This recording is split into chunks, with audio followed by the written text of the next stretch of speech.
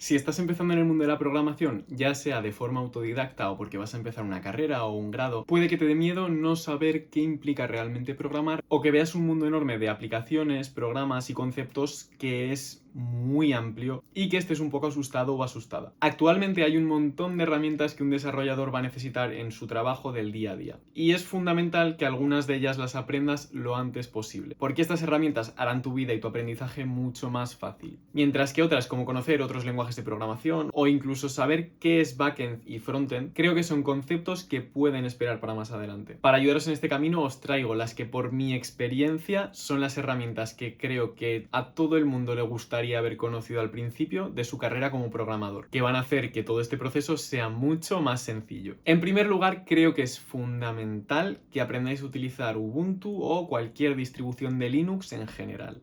Muchas veces empezamos a programar con un Windows porque es lo que hemos visto siempre, lo que siempre hemos tenido en casa, en nuestro portátil, es con lo que te vienen los ordenadores muchas veces. Y eso está muy bien, porque es mejor que no empezar nunca. Pero enseguida veréis que muchos de los programas que vais a necesitar utilizar para desarrollar en vuestro día a día se empiezan a complicar un poco a la hora de gestionarlos en un Windows, tanto para instalarlos, para actualizarlos, o quizás simplemente no están tan optimizados como debería o como podrían estar en otros sistemas operativos. Por esto os recomiendo utilizar Linux. Concretamente os recomiendo Ubuntu porque es una de las más comunes, si no la más común, dentro del mundo Linux. Otras opciones a lo mejor podrían ser un Fedora o un Linux Mint. Y si no sabéis lo que es Linux, aprovecho para deciros que me sigáis y le deis a la campanita, porque en un próximo vídeo os explicaré más cosas y conceptos que os convendría saber sobre este sistema operativo. Pero básicamente es un sistema operativo, es decir, lo que hace que puedas interactuar con el ordenador, de código abierto, open source. Esto quiere decir que es la propia comunidad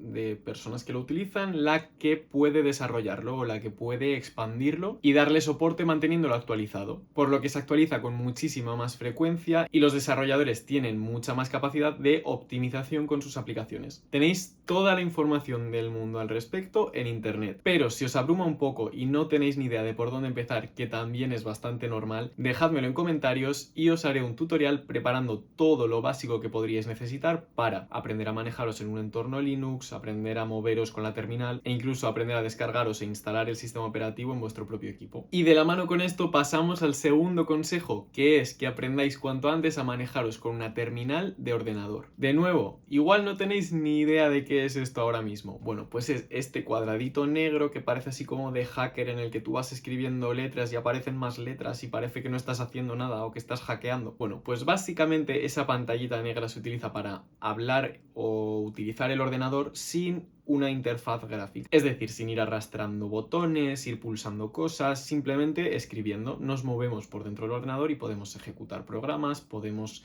crear archivos, podemos escribir documentos, podemos hacer un montón de cosas. Y para esto da igual que tengáis Windows o Linux. La experiencia va a ser un poquito distinta, pero al final el concepto va a ser el mismo siempre. Ya os digo que definitivamente va a ser mucho más común que utilicéis un Linux o un Mac, porque la base de Mac OS y la de Linux son la misma, ambos son sistemas Unix. No voy a entrar mucho en detalle de qué significa esto, pero básicamente quiere decir que por debajo funcionan con las mismas instrucciones. Por lo que la gestión de aplicaciones y la instalación y todas estas cosas que os comentaba de los sistemas operativos será prácticamente, en la gran mayoría de los casos, igual de fácil en un Linux que en un Mac. Cuando empecéis a verlo veréis que hay infinidad de comandos. No tenéis que conocer todos los comandos del mundo y mucho menos ahora que estáis empezando. Pero creo que es muy interesante que al menos aprendáis los comandos básicos y cómo funcionan los usuarios, los permisos y demás conceptos que muchas veces no se tienen hasta que no bajas un poquito en este nivel, porque os ayudará luego a entender mejor cómo funcionan los programas y qué podéis hacer con el ordenador. Y además es mucho más rápido y ágil trabajar por la consola de comandos que trabajar clicando y moviendo el ratón. Esto no es un consejo que tuviera preparado, pero me viene bien. Intentad usar el ratón lo menos posible. Cuanto más os manejéis con el teclado, iréis mucho más rápido utilizando el ordenador. Tampoco os obsesionéis demasiado con esto porque hay gente que se le va un poco de las manos, pero intentadlo porque es un ejercicio que está muy guay y aprendes a utilizar el ordenador de formas distintas que además luego quedan bastante guay. El siguiente consejo que os daré es que aprendáis a utilizar Git. ¿Qué es Git? Una herramienta de control de versiones. Esto os permite que tengáis un historial de vuestro código y si surge un bug, un error o cualquier problema, simplemente volvéis a una versión anterior y lo arregláis. Además, como el código se suele subir a plataformas en la nube como GitHub o GitLab, podréis acceder siempre que queráis desde cualquier equipo y continuar vuestro código desde diferentes sitios. Y siempre tendréis un backup de todo lo que hagáis. Además de que facilita muchísimo las prácticas y trabajos en grupo, ya que en el trabajo en equipo es donde creo que Git se vuelve una herramienta indispensable. ¿Por qué? Pues porque algún día uno de vosotros cambiará un trozo del código y otro cambiará más o menos lo mismo. Y el cambio de uno afectará al otro y tendréis que ver cómo el cambio de uno tiene que cambiar el código principal y ver a quién afecta a qué trozo de código dejáis, cuál quitáis. Luego si lo tenéis en un drive o en un USB o en un solo ordenador o a saber, un día uno le borrará un archivo a otro y acabaréis en una situación que será poco menos que ridícula. Para evitar que esto pase, en Git cada uno trabaja con una copia del código. Cuando terminas, lo subes al código de Git y es la propia herramienta la que se encarga de juntar los trozos que cada uno ha subido de forma que todo encaje y el código siga funcionando. Mientras tú trabajas, puedes actualizar el código para ver si alguien ha subido algo y de esta forma no machacaros mutuamente. Y como os digo, os ahorra muchísimos dolores de cabeza. Os va a dar también algún que otro susto, os lo prometo, pero nada que ver con el peligro de los trucos que se le pueden ocurrir a un estudiante de programación. La imaginación de un equipo de ingenieros a la hora de pensar cómo gestionar el código en el grupo es terrible. Y sí, os lo digo por experiencia. Y finalmente, los últimos consejos son más bien dos recomendaciones personales. El primero es que sigáis a creadores de contenido, foros, blogs, que os hagan querer saber más, que lo veáis y digáis: qué interesante esto que me está contando, cómo lo transmite, qué curioso, quiero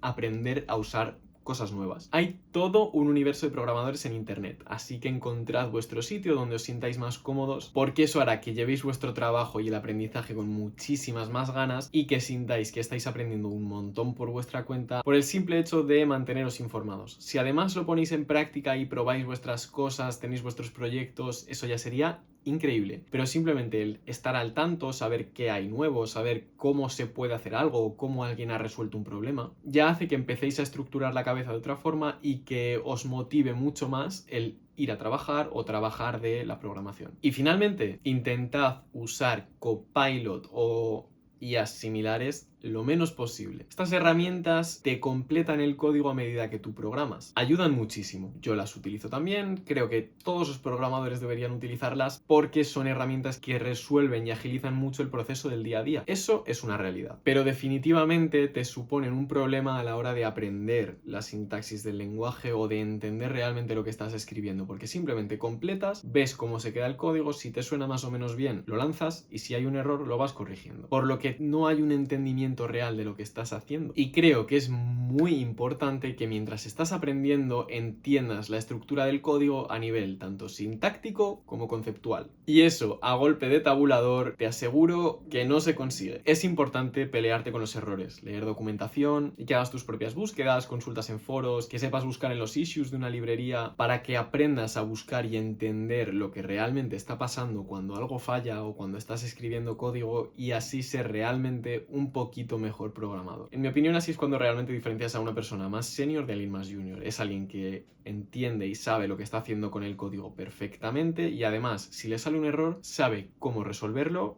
en un momento. O al menos sabe por dónde tiene que orientarlo y qué puede estar pasando. Y eso solo te lo da la experiencia y el trabajo individual, no el de una IA. Repito, ayudaros de estas herramientas, pero no siempre, y menos cuando estéis empezando. Nada más, espero haberos ayudado. Si es así, por favor, deja tu like y desde luego espero que disfrutéis muchísimo este camino, porque de verdad creo que es muy bonito y que todo el mundo puede encontrar su hueco, porque al final hacen falta manager de equipos, diseño de experiencia de usuario y de interfaces. Dentro de la programación, pues más backend, más frontend, más hardware, sea cual sea tu campo. Muchísimo ánimo y no olvides seguirme para mucho más contenido sobre tecnología. Nos vemos en el próximo vídeo.